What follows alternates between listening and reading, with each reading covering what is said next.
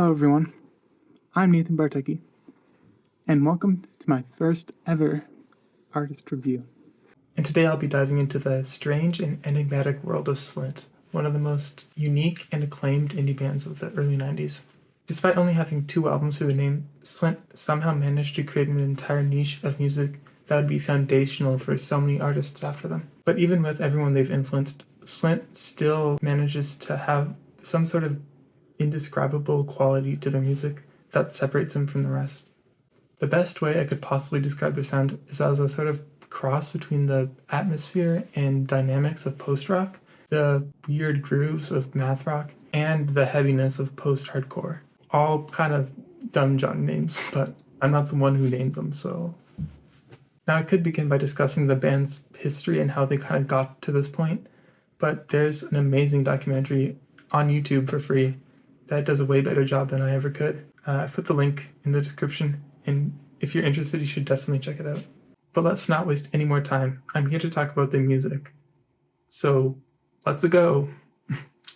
That's a Mario reference, by the way. Not sure if you would get it. It's a bit niche, bit underground.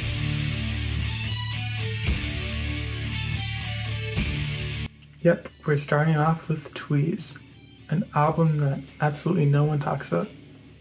Is that because it's bad?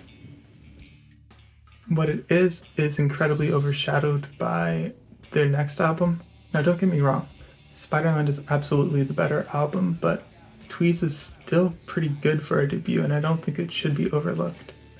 If there's only one word I could use to describe Tweez, it would be messy. And I don't necessarily mean that in a bad way. I mean, a lot of my favorite albums are very messy, and I love them for that. So I don't think the messiness necessarily detracts from the album, but it is a big part of it, and not always in a good way. This album often trails into weird, borderline experimental territory, like cutting to studio banter or just random noises at the end of some tracks, and I don't think that's a good thing. It's not a good thing.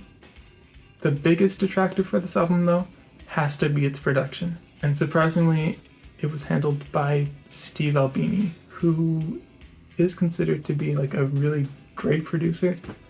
But oh my god, he dropped the ball so hard on this album. Some songs here literally sound like they're coming out of a phone speaker, and not even a good one. I mean, it's still listenable, but I feel like a lot of the ideas here could have shone so much better if they just had the production to back it up. And this opinion isn't based on nothing. I mean, one of the tracks here was re-recorded, and let me tell you, it's a night and day difference. Ron kicks off the album pretty well, actually, opening with this bombastic guitar line before quickly changing gears into a more groove-oriented track. As a first track, it's really not a bad introduction to Slint, showcasing how they don't really care about song structure and usually focus more on dynamics. Hero is another highlight of the album. It's a noisy track but contains the first real great vocal performance of the band, starting off with this quiet, almost conversational tone before quickly growing into these like passionate screams. Plus the drumming here is absolutely fantastic, which is a pattern that we will definitely see more of with this band. Kent is a track that clearly divides into 2 halves, one of which is a lot better than the other. Yeah, the first half kind of sucks, sounding like a cheesy 80s rock band. But the second half is actually kind of great with this really intriguing atmosphere created by the instrumental. Darlene is probably my favorite track on the album, while also being the quietest. Whether that's just a coincidence or a direct result of the production, I'm not sure, but it really does sound like the genesis of what they would master on their next album. It's still far in quality from what they would eventually accomplish, but to be fair, most music is. But of course, the next track is probably the worst song on the album. For the most part, it's a pretty decent jam, but for some reason they thought it would be so funny just to cut out the song partway and put moaning sounds at the end. Because apparently, no, it's funny. It's not. Then that's followed by the weirdest track on the album, Pat, which contains this free-flowing instrumental layered with this really kind of gross and cryptic phrase just repeating over and over again. Not one of my favorites on the album. But finally, the album ends off with Broda, a pretty solid instrumental that wraps up everything nicely. But I almost never listen to this version due to how significantly it was improved on a later release. Overall, Tweez is an album that showcases Slint's early experimentation and willingness to push musical boundaries. But while it does have a lot of really good ideas, it also has quite a few bad ones that drag it down from being great.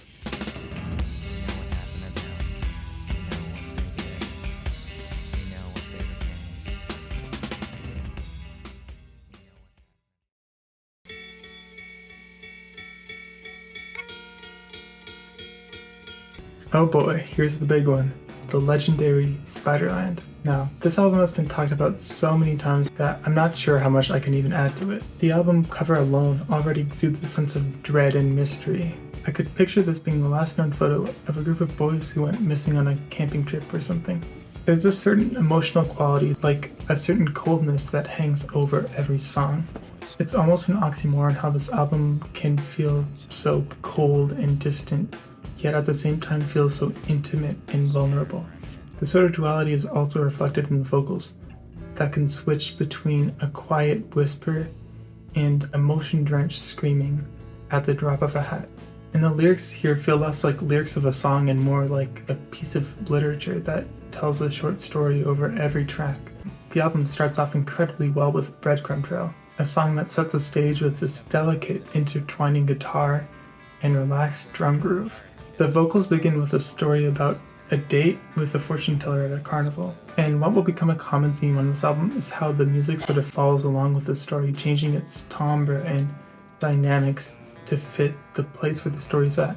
Of course, on this song, the atmosphere starts off pleasant, but as soon as the narrator gets on this roller coaster, the music transitions into this intense guitar riff, and the vocalist begins to yell the lyrics as if he was riding an actual roller coaster. Right after the ride stops, the music switches back to the original groove as the narrator says goodbye to the fortune teller as the song ends. I think Breadcrumb Trail opens the album perfectly, introducing its use of dynamics and rhythm, and especially narrative. Continuing the album is Nosferatu Man, which feels a bit more like a straightforward song, with a standard verse-chorus verse structure and a constant driving rhythm that holds everything together. Don't get me wrong though, the atmosphere of the song is still super uneasy and stilted, and a large part of that is due to the odd time signature, which is in 5/4. The story this time follows the perspective of a vampire who ends up killing the person closest to him because of his bloodlust. The biggest highlights here are definitely the incredible drumming, that screeching guitar riff that happens during the verses, and the way that it contrasts with those pummelly chords in the chorus. Again, just another incredible song. Next we have Dawn A Man, which has a very different atmosphere compared to the previous track, with this quiet strumming that never really follows any sort of tempo, pausing and unpausing whenever it feels like. The lyrics take the perspective of a man at a party who is too anxious to enjoy anything there. It really paints an accurate portrayal of social anxiety with his lyrics that evoke a vivid sense of dread. The song builds with the narrative like a panic until it finally reaches a breaking point where he rushes outside and drives away while the distortion finally kicks in. The next track here is Washer, which is an incredible highlight, standing out as the longest song on the album, but also one of the most dense. This song is super emotional with these heartbreaking guitar arpeggios matched with this lethargic bass and drum. Also, the lyrics here are absolutely the darkest on the album, dealing with suicide in an extremely bleak way. This is also the only song on the album where the vocals are actually singing, and it feels so frail and vulnerable compared to the spoken words of the other song. Plus, the climax here is both deeply depressing and incredibly cathartic at the same time, with the instrumental building from barely audible during the final verse to a massive wall of guitar near the end. Personally, this is one of my favorite moments in all of music, but despite being one of the best songs ever, Washer still isn't even the best on the album. But before we get to that, let's have a brief interlude with For Dinner, which is pretty overlooked on the album. It is the weakest track here, but it still serves the important role of separating two absolute monuments of music. Otherwise, there would be no time to digest what you just heard before moving on to the next track. And despite being an instrumental, this song is just as cryptic as the rest of the album, with this quiet, slow groove that moves like the ocean washing over this shore, never really resolving until the very end.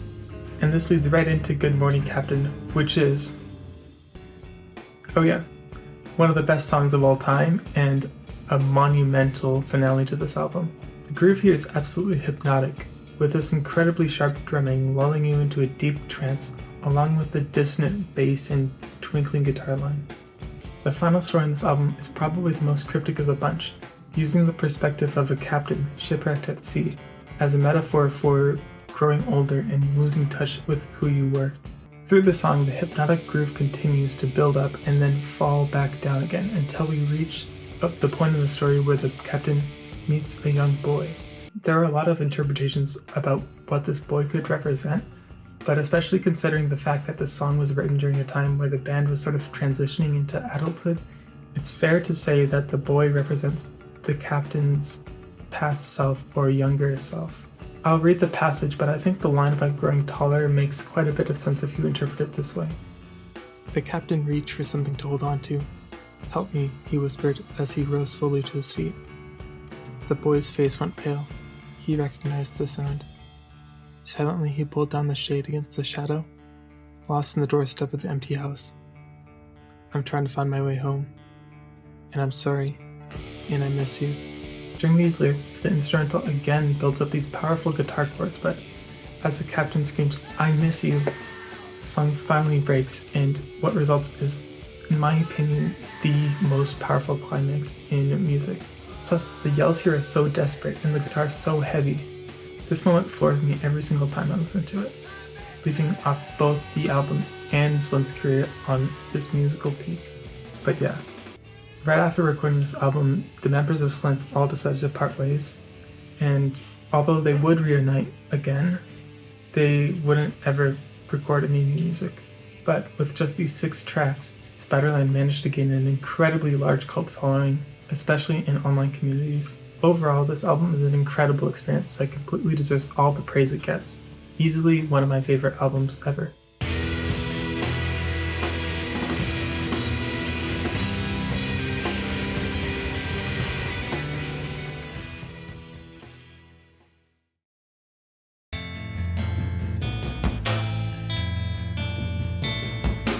This EP was actually recorded in between Tweez and Spiderland, but wasn't released until 1994.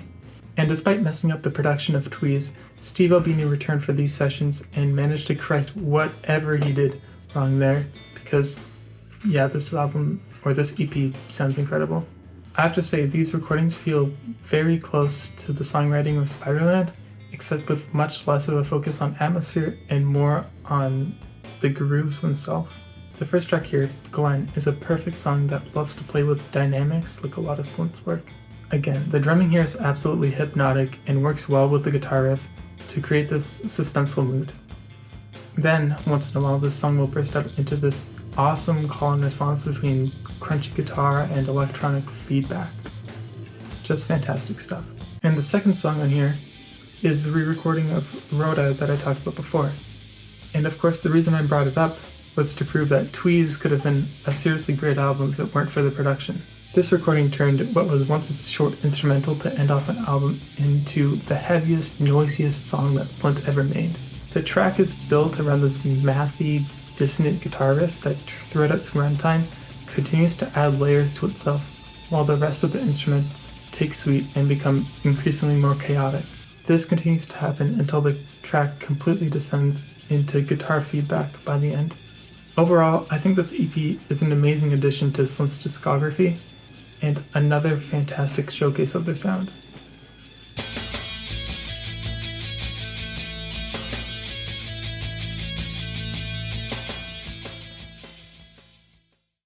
Oh wow, I guess that's it, huh? Well, as I said, Slint doesn't have a very long discography, but they do have a very good one, to say the least. I mean, the reason why I chose this band is because of the fact that their discography is so short. If it was any longer, I don't even know if I would have finished this video. all I can say is thank you for watching this video, and if you want me to do more of these, please let me know in the comments. Okay. Conclusion.